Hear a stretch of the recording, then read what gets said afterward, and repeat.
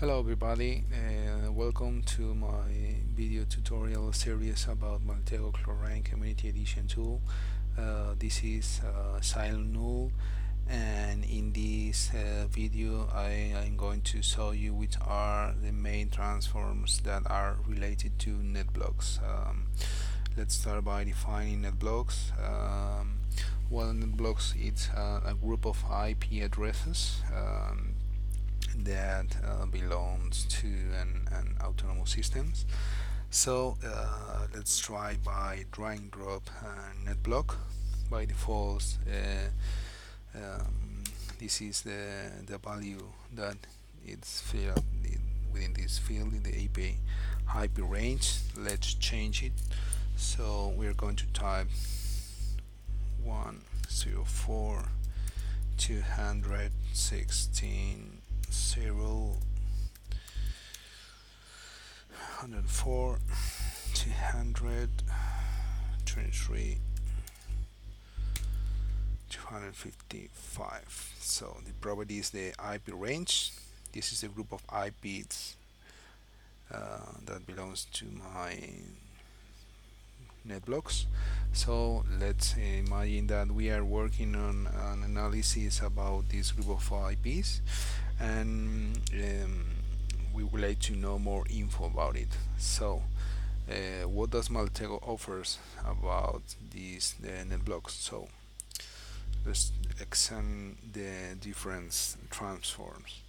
First of all, we would like to know which is the country that is related to this NetBlock. So in order to know the country, we just click on to location country NetBlock transform name.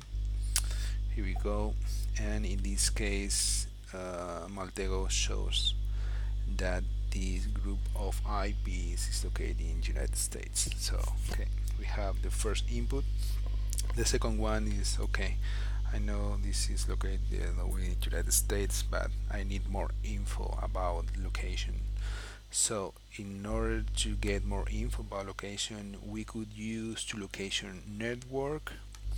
If I click this transform, I get more info about it. So if I double click the icon, I can see all the properties. So I see that it's located in Dallas, United States, and also we have the longitude and latitude of these locations. So we could use these within an geolocation tool just to graph the position. So okay, we know that it's United States. We also know that it's in Dallas in Texas, and we would like to know also with the autonomous system number related to this net block. So in order to know that, say I can right click, and we are going to select to AS number, as we have seen before in the previous video tutorial. We get the AS number, and here we could get the company name. In this case, I see this is Linode, that is a company for housing in the cloud. So we know United States, that's Linode. We also know the yes number that is related to this block of IPs, and we want more info about it. So let's imagine that we want to make a more in-depth analysis with this NetBlock. So we are interested in split up different several groups. So let's copy this to another graph just to make it cleaner. Okay, here we go. And imagine that we want to get a small group of IPs, because as you can see here we have from 16.0 until 23.255, we have a lot of IPs here. So let's imagine that we want to split up in groups of 10 IPs. So in order to do that, we right click the icon and we select Netblock to Netblocks. So in this case, if I click the configure button, we see that here from the transport from input section we have, please specify the size of the Netblocks you wish to split into. In this case, by default, the value is of 10, so I'm going to leave that value and I'm going to run the transfer. So in this case, I have 12 group of IPs. In this case, I know there are more than 12 because the range of the IPs is greater than 12, but as you can remember, the community edition have a limitation of 12 results per transform. So in this case, I only have 12 results. If I would use the another versions of Maltego Chlorine tools such as XL or Classic, I will get all the results from the transform. We won't have the 12 limitation results per transform. So let's see that info with another view. So in this case, as you may see here, so let's clear out. We have here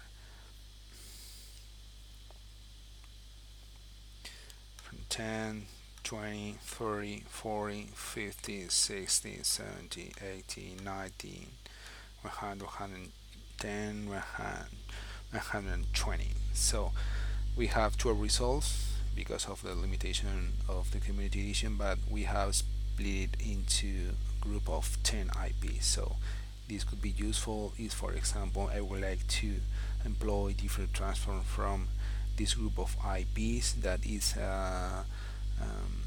with this number of IPs, and also I could use another type of transform from this another type of IP. So I think it's very useful when, such as in this case, we have a very wide range of IPs within NetBlock. Alright, so let's move on. What else we could get from the Maltego transform related to NetBlocks? We could also get the IP addresses. So in this case, if I right click the icon and select Netblock to IPs, again I will also have limitation of 12 results per transform, but in another versions of Maltego we'll get all the IPs, and within the IP I can get into another info, as I will show you in next videos when we will show all the transform relates to IP addresses. Okay, just to trying to remember, we have get the country of the NetBlock, the city, the state of the NetBlock. We also get the ES number. We have split it into a smaller group of IPs. We can get directly the IPs related to the NetBlocks, and we can get more info. The next one would be which are the DNS names that are related to these NetBlocks. So let me